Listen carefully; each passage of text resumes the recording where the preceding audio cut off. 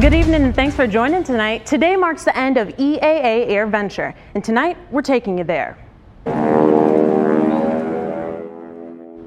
AirVenture wraps up a week of fan favorite shows and vendors working to make up for last year's loss. That's after the pandemic canceled last year's AirVenture event. Both organizers and small businesses believe there's been a jump in sales. Those numbers are expected to be released this week. Now, this year's event brought more than 600,000 visitors to the grounds. Fox 11's Charlie Rubeski shares just how much AirVenture means to Oshkosh.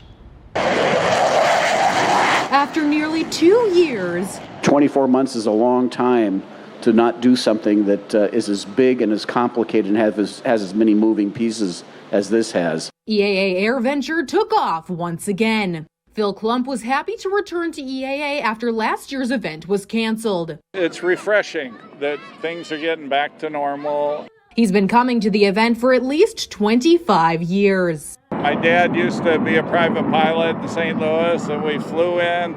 Then when he sold the plane, we motorcycled up several years. EAA is closing out 2021 with 608,000 people in attendance. And while it wasn't a record year, AirVenture CEO says the turnout was unbelievable.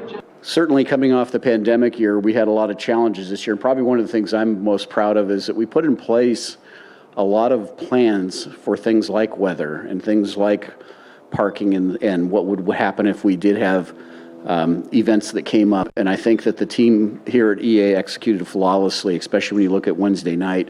Visit Oshkosh Executive Director Amy Albright says EAA has a major impact on the area's economy. Pretty much every hotel room in the surrounding areas is full. Our restaurants have been packed.